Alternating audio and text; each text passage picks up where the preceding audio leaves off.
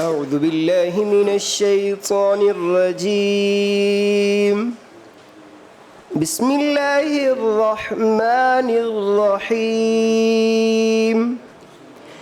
يا أيها الذين آمنوا ادخلوا في السلم كافة ولا تتبعوا خطوات الشيطان إنه لكم عدو मुबीन। अल्लाह के नाम से शुरू जो बड़ा मेहरबान निहायत रहम करने वाला है। ऐ ईमान वालो, इस्लाम में पूरे के पूरे दाखिल हो जाओ और शैतान के कदमों पर हरगिज़ मत चलो, बेशक वो तुम्हारा खुला दुश्मन है। सदक़ल्लाहुल अज़ीम। जी बिस्मिल्लाहिर्रहमानिर्रहीम। मैं तमाम मेंबर कमेटी, हमारे पार्लियामेंटेरियंस और सेक्रेटरी और डिपार्टमेंट से डीजी साहबा हैं, बाकी जो भी दोस्त तशरीफ़ फरमाए ने खुश आमदीद कहता हूँ। आज के एजेंडे पे हमारी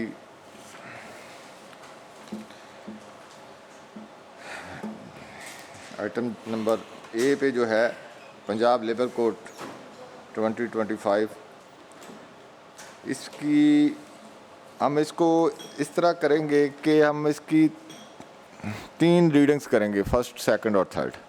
फर्स्ट रीडिंग में एक ब्रीफिंग की शक्ल होगी, सारे लोग उसको देख रहे हैं कि वो अपने पॉइंट्स जो है नोट करते जाएं, कहाँ कहाँ उन्हें कोई रिजर्वेशन है, और उस रिजर्वेशन के अकॉर्डिंग हम सेकंड रीडिंग पे फिर उनकी ऑब्जर्वेशंस लेंगे। तो थर्ड रीडिंग पे फिर हम उनके डिसीजन जो हैं वो करेंगे। आज हम फर्स्ट रीडिंग जितनी हो सकेगी वो करेंगे।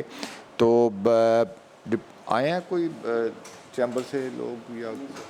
अच्छा, हमारा ये था कि चैम्बर की भी रिप्रेजेंटेशन हो और लेबर के जो उनकी भी रिप्रेजेंटेशन हो, लेबर लीडर्स की, वो भी अपना व्यू पॉइंट इस पे दें, ताकि ये एक ट्राई पार्ट जो सिस्टम है उसमें सब की जो है इनपुट आ जाए।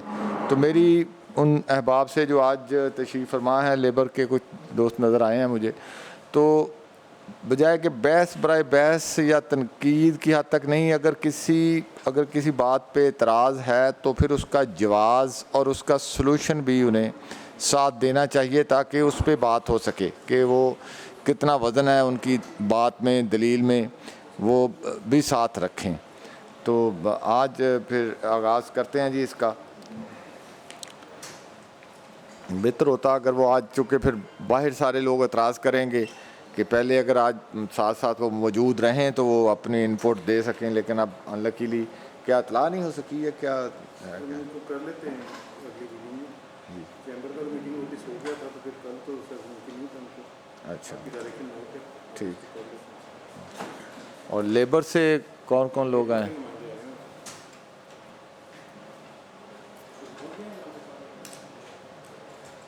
शहजाद साहब तुसी आप आगे आ जाए ना। हाँ, बाकी कोई नहीं आया? अच्छा, नहीं फिर बहुत दिलचस्पी लेनी चाहिए ना, बाहर जाके प्रेस कॉन्फ्रेंस करने से तो फिर कोई फ़ायदा नहीं है ना। यहाँ एक फोरम है, तो यहाँ हम आपको पूरा मौका फ्राहम कर रहे हैं, जो भी आपकी रिजर्वेशंस हैं, जो सजेशंस हैं, वो लाएं ताकि उस पर सारी बात हो सके। तो आज ज़रूरी था कि वो दोस्त जो है वो मौजूद होते। बहरहाल शुरू करते हैं सेक्रेटरी साहब फिर इस पर।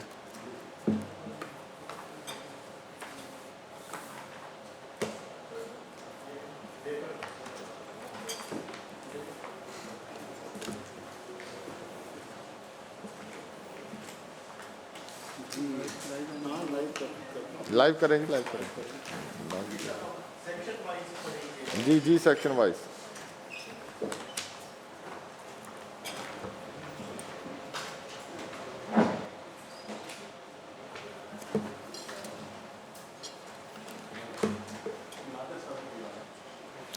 ला से जाए खुद ये साथ सुना बुला।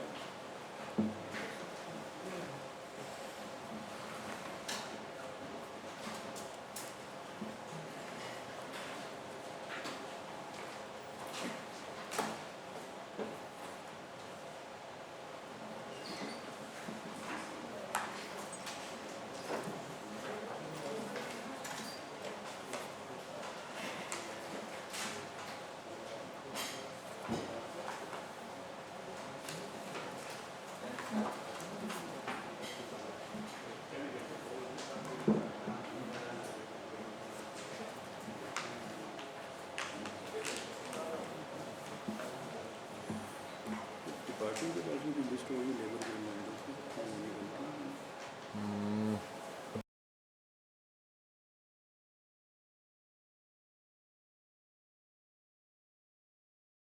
ठीक ठीक ठीक।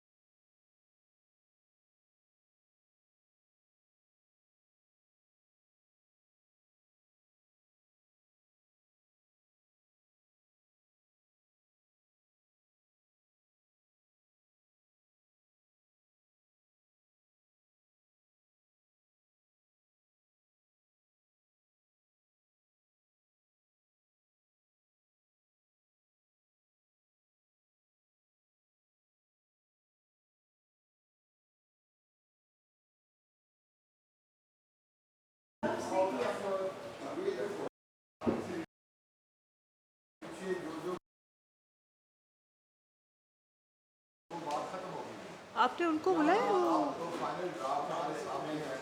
इस पे अगर किसी कोई इतराज़ है, उसके पास कोई सजेशन है, तो वो यहाँ इस फोरम पे आके बात करे। कल तो होगा नहीं, आज लेबर कोड तो आज ही एजेंडे पे है, कल तो दीगर एजेंडा है हमारा, आज तो कल तो नहीं है। या फिर हम इसको छोड़ के कल पे चले जाएं। इसको कल पे रख दें सर। आज जो आपकी हदायत थी ना जी, जिस लेबर लीडर को भी हमने बुलाना था, हमने कहा था कि वहाँ तकरीर नहीं ज़्यादा करनी, नहीं तकरीर नहीं आप करनी। लिख के लाएंगे, मैं सुजेशन देंगे कि ये इस पे इतराज़ है लेबर को, ये लेबर के लिए नुकसानदेह है, इस पे लेबर को ये कंसेंट है। उन्होंने सजेशन बनाई हुई है। हाँ जी। कल का आप आज इसे पेंडिंग कर दें, कल वो आ जाएंगे सारे। कि नहीं चेयरमैन साहब, ये मौका था ना जी, उनको अपनी तजवीज़ देते, हाँ जी। अपनी हर चीज़ देते, बजाय वो इसके ये के ना बाद में बाहर प्रेस जाके फिर बाद कॉन्फ्रेंस में हर आप चीज़ें करने शोर के मचाते एक रहें। चीज़ यहाँ बैठ के आपस में गुफ्तगू से फाइनल हो जाती। हाँ। स्टैंडिंग बात कमेटी करते और हैं। लेबर एंड ह्यूमन रिसोर्सेज ने हमेशा मौका चेयरमैन साहब ने मौके फ्राहम किए हैं। आज भी उन लोगों के नाम नीचे नोट हैं, अगर वो आना चाहें तो जिस तरह कह रहे हैं। मैंने ना अभी अपने पीए को कहा है कि उन दोनों से पूछ के ना, हनीफ रामी और बाबा सरवर से मैं पूछ लेती हूँ ना, हो सकता है हमारे कहने पे आ जाए। तो मैं अभी बताता है कि अगर वो आ रहे हैं कि ठीक नहीं आ है। रहे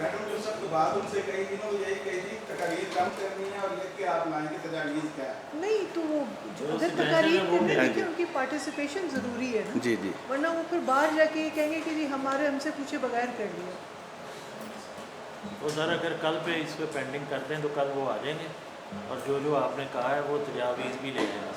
कल सेम टाइम 2 बजे कल 2 बजे ठीक है। और उनको भी बुलाएं, वो जो चौधरी नसीम इकबाल को भी। नहीं वो आए तो फिर उस मीटिंग में भी वो कह रहे थे। नहीं उनको बुलाया आपने, तो ये मीटिंग इस पे बुलाया आपने, वो लम्स की मीटिंग में भी थे। लम्स की मीटिंग में होंगे, ये बताएं ना, इसमें बुलाया आपने? नहीं वो मुझे पता है कि बुला वो क्या लेंगे। करते हैं, वो मेरे पास आके हम बुला लेंगे तब। शुरू करना है तो इसको टेक आउट करना पड़ेगा। जी ठीक है, जी ठीक है। नहीं इसमें यहाँ हक में मुखालफ की कोई बात नहीं है। यहाँ तो तमाम लोग जो हैं जो प्रोमिनेंट हैं, ठीक है ना, सब जो आना चाहते हैं वो अपना बता तो दें, फिर सर 10-15 बंदे सेक्रेटरीट को बता दें। जो भी बारी बारी ये चलना है, लंबा चलना है, ऐसे कोई इस पर ज़्यादा मीटिंग्स होनी है, तो जो उनकी रिजर्वेशन होगी वो हम सेकंड रीडिंग में आ जाएंगे, फर्स्ट में नहीं आ सकेंगे। तो लिस्ट सारे हम मैडम के साथ फाइनल कर लेते हैं। ठीक कल है, बुला लेते हैं। तो मैडम के साथ अब लिस्ट फाइल कर लें। तो नहीं साहब, ये EOBI वालों से हुआ फिर आपका राब्ता? आए हुए हैं तो फिर इन्हें शुरू आज EOBI को कर लेते हैं जी।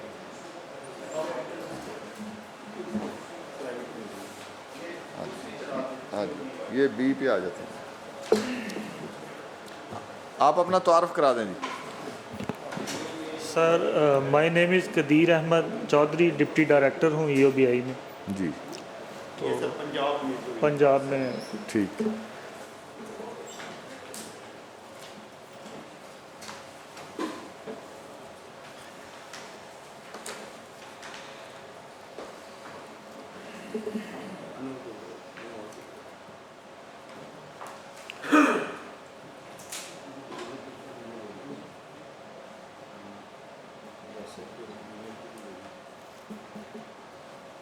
ये सर गवर्निंग लॉज हैं, आर्टिकल 38C के तहत बेसिकली ये अदारा बना है। EOB एक्ट 1976 और इसका स्कोप ये है कि इंडस्ट्रियल और कमर्शियल एस्टेब्लिशमेंट जो हैं जिसमें 10 या 10 से ज़्यादा लोग काम कर रहे हैं उनकी रजिस्ट्रेशन करनी है, उनके एम्प्लॉइज़ को रजिस्टर्ड करना है। अच्छा, यहाँ रुकें ज़रा।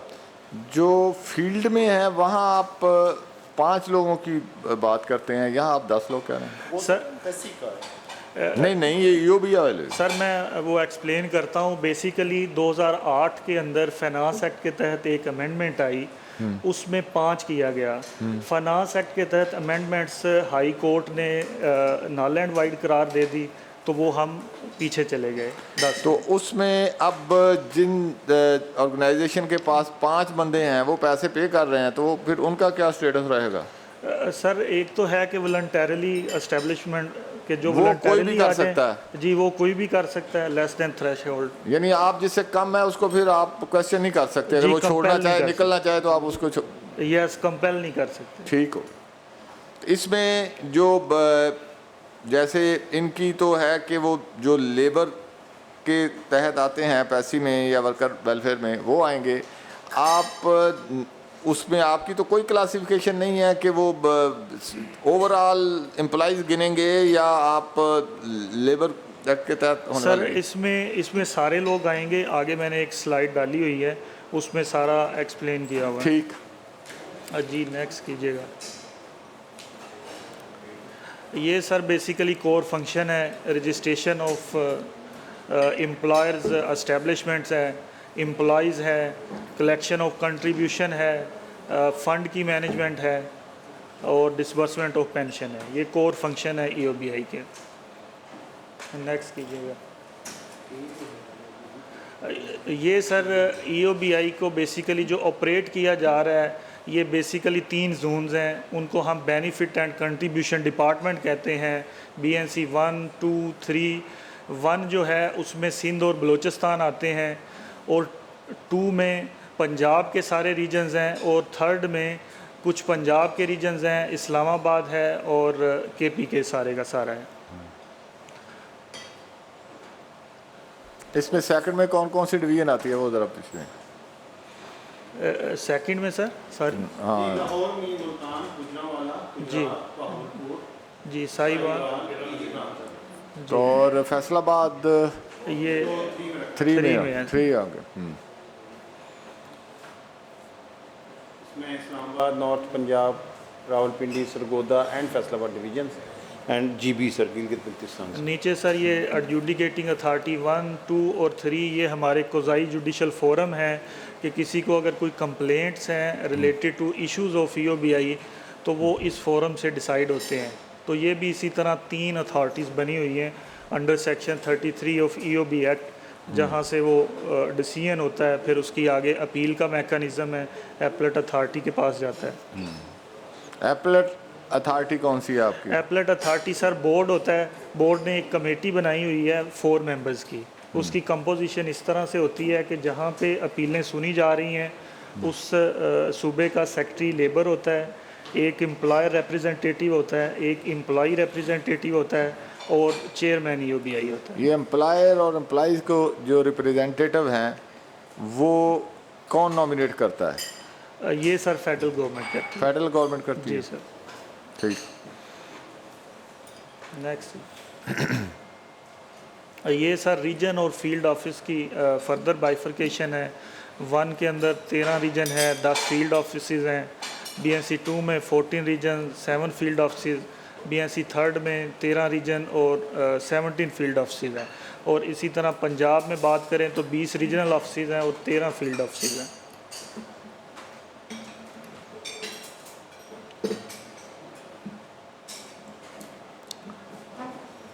नेक्स्ट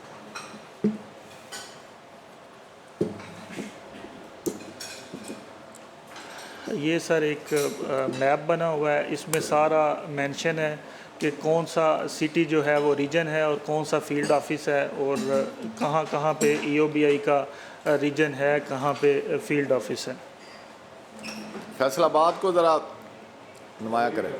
ये सर फैसलाबाद के बेसिकली 3 रीजन है, फैसलाबाद सेंट्रल, नॉर्थ और साउथ।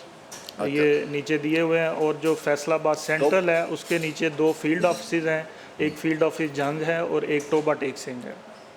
टोबा टेक सिंह जो है उसमें अमला क्या क्या पोस्ट क्या क्या वहाँ?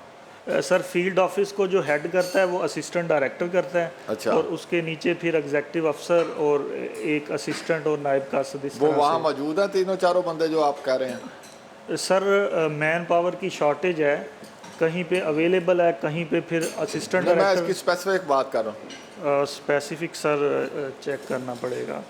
I don't have. चलो ठीक है, आगे चलें। नेक्स्ट ये सर कवरेज है एम्प्लॉयर्स के हवाले से। मैंने हिस्टोरिकली लिखा है कि 2005 तक 76 में अदारा बना, 5 तक जो लॉ अप्लाई होता था वो 10 और मोर पे होता था।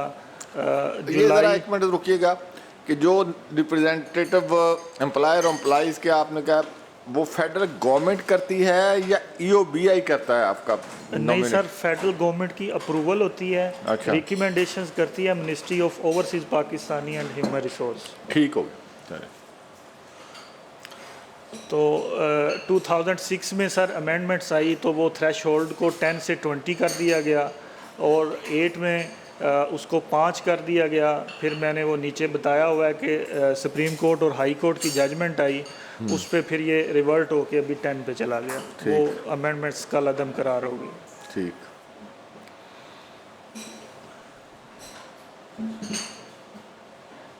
नेक्स्ट ये सर बेसिकली जो आपका क्वेश्चन था कि इसमें कौन लोग कवर होते हैं, तो इसमें सर एवरी पर्सन कवर होता है। वो डायरेक्टली इनडायरेक्टली वेजेस पे है या उसको पेमेंट इन काइंड हो रही है, वो सुपरवाइजरी कैपेसिटी में है, स्किल्ड है, क्लैरिकल है, मतलब जो भी उसका है, अप्रेंटिसशिप पे है, तो सारे के सारे इसमें कवर्ड होते हैं। नॉट ओनली वर्कर, इसमें कंपनी का मैनेजर, CFO सारे इसके तहत कवर होते हैं। नेक्स्ट ये सर एग्जम्पशंस हैं कि ये जो एम्प्लॉइज़ हैं इन अदारों के, उनके लिए एग्जम्पशंस हैं कि उनके ऊपर लॉ एप्लीकेबल नहीं होगा। स्टेट बॉडीज़ हैं, डिफेंस है, पुलिस है, रेलवे है, लोकल कौंसल है, म्यूनसिपल कमेटीज़, कंटोनमेंट बोर्ड, वाबटा, स्टैचूटरी बॉडीज़, उनके एम्प्लॉइज़ और जो एम्प्लॉयर है उसके फैमिली मेम्बर्स।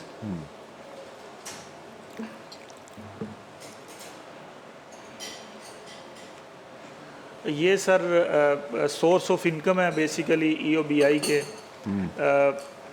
एक उसका सोर्स ऑफ इनकम है एम्प्लॉयर्स, सेक्शन 9 के तहत जो एस्टेब्लिशमेंट से कंट्रीब्यूशन देता है। 1% जो कंट्रीब्यूशन एम्प्लॉइज़ के ऊपर पेएबल होता है, एक ये इनकम का सोर्स है अंडर सेक्शन 9B।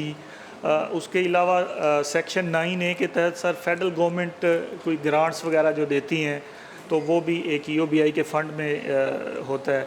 और लास्टली सर इन्वेस्टमेंट की इनकम होती है, उसमें रियल एस्टेट है, इक्विटी है और इस तरह के पोर्टफोलियो है। ये सर बेनिफिट्स हैं। इन्वेस्टमेंट जो आपकी है उसकी आपके पास डिटेल है इस ब्रीफिंग में? सर डिटेल नहीं है, टोटल फिगर है जो अभी हमें लास्ट ईयर में इन्वेस्टमेंट से इनकम हुई है। चलो ये सर 4 बेनिफिट हैं। ओल्ड एज पेंशन है, इनवैलिडिटी पेंशन है, सर्वाइवर पेंशन है, ओल्ड एज ग्रांट है। ओल्ड एज पेंशन की सर टर्म्स कंडीशन ये है कि 60 ईयर की एज हो और मिनिमम 15 ईयर्स की इंश्योरेबल एम्प्लॉयमेंट हो। इनवैलिडिटी पेंशन में ये रिक्वायरमेंट है कि उसकी अर्निंग कैपेसिटी जो है वो 1/3 वो कट ऑफ हो गई हो और 5 ईयर की उसकी इंश्योरेबल एम्प्लॉयमेंट हो, तो उसको इनवैलिडिटी पेंशन दी जाती है। और ये रिक्वायरमेंट है कि अगर कोई इनवैलिड हुआ under the age of 60 years. और उसके अलावा इसको ज़रा एलाबोरेट करें इनवैलिडिटी को। इनवैलिडिटी का सर ये है कि ये ड्यूरिंग सर्विस होती है और आउटसाइड सर्विस होती है, लेकिन ये होती under the age of 60 years है। नहीं, वो काम करने के काबिल नहीं रहता या क्या?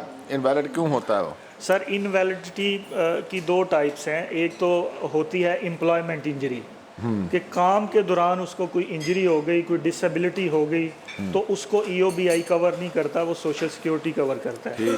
अगर outside the course of employment अगर कोई इंजरी हुई है तो उसको EOBI कवर करता है, वो इसमें आती है। और उसकी रिक्वायरमेंट है कि उसकी जो इनवैलिडिटी है वो 67% हो, तो फिर उसको पेंशन मिलेगी सब्जेक्ट टू कंडीशन कि उसकी सर्विस 5 ईयर हो। ठीक हो।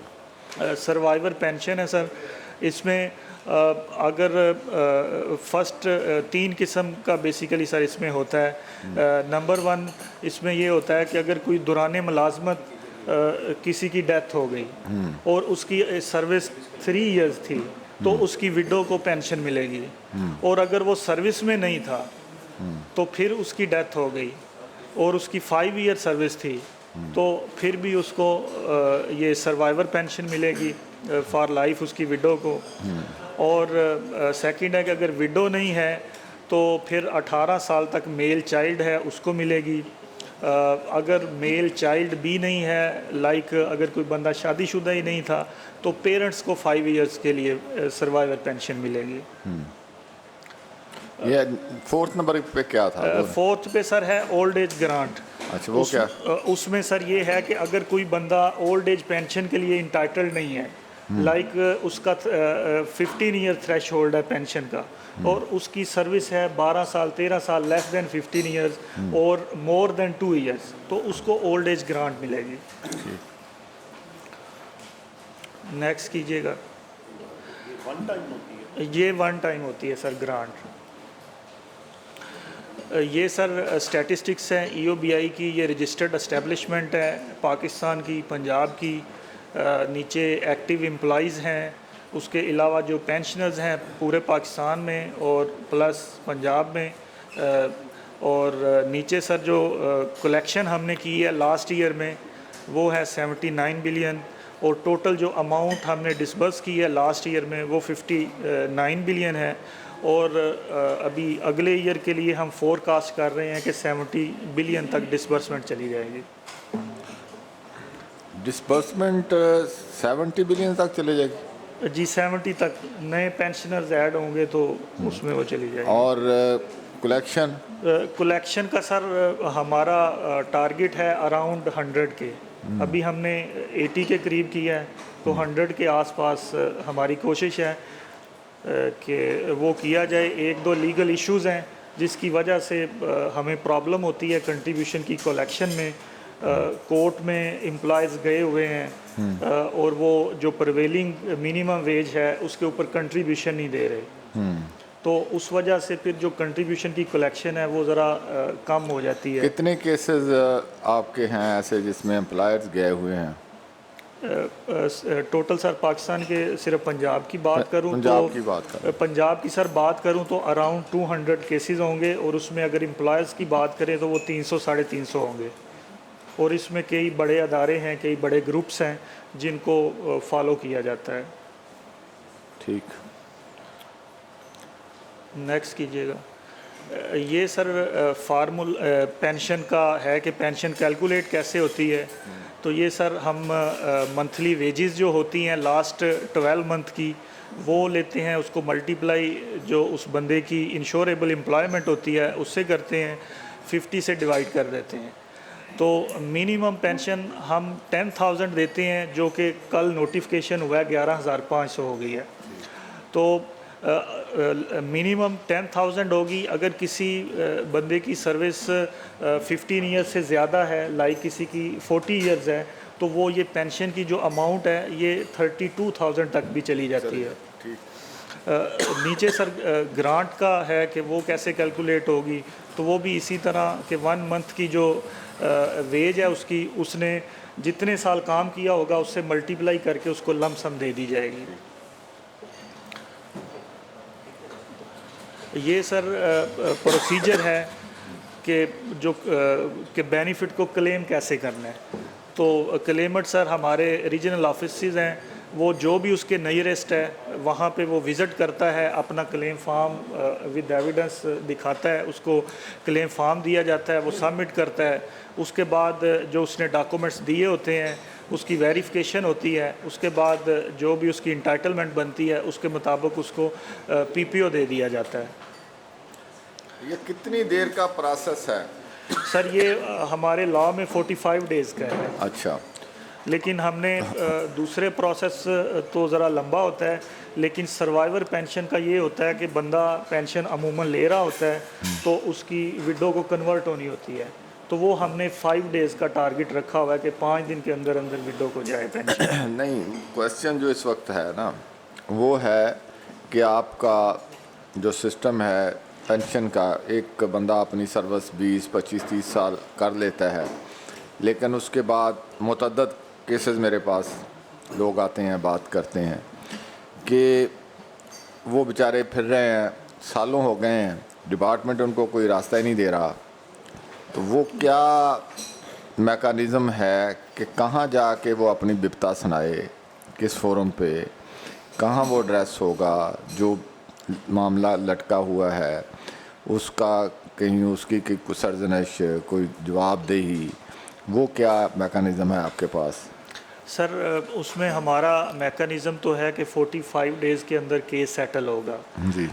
इशू ये है कि सर अभी अदारा 40% की स्ट्रेंथ पे काम कर रहा है, अदारे के पास लोग नहीं हैं, अभी रिक्रूटमेंट का प्रोसेस चल रहा है। एक तो ये फैक्टर है जिसकी वजह से केसेस डिले हो जाते हैं। सेकंड फैक्टर है कि अगर कोई बेजा किसी को तंग करता है तो उसमें 2 ऑप्शंस हैं। नंबर 1 एडमिनिस्ट्रेटिव एक्शन, कि वो चेयरमैन उसके ख़िलाफ़ डिसिप्लिनरी एक्शन कर सकता है कोई बेजा वो करता है, और सेकेंडली है एक कोज़ाई जुडिशल फोरम, जिसको मैंने स्टार्ट में बताया कि 3 हमारे वो फोरम्स हैं 3 जगह पे, तो वहाँ पे वो कंप्लेंट लॉन्च करता है, वहाँ पे दोनों की हेयरिंग होती है, उसको सुना जाता है, एक्सप्लेनेशन का पूरा मौका दिया जाता है और फिर वहाँ पे फैसला हो जाता है। इसको जैसे आप कह रहे हैं कि हम 40% पे काम कर रहे हैं, चलो इसको कैलकुलेट कर दें कि 45 डेज़ की बजाय 90 डेज़, 90 डेज़ की बजाय आप 120 डेज़ हो जाएं। अब अगर किसी को 2 साल, 3 साल, 4 साल हो गए हैं तो उसका क्या?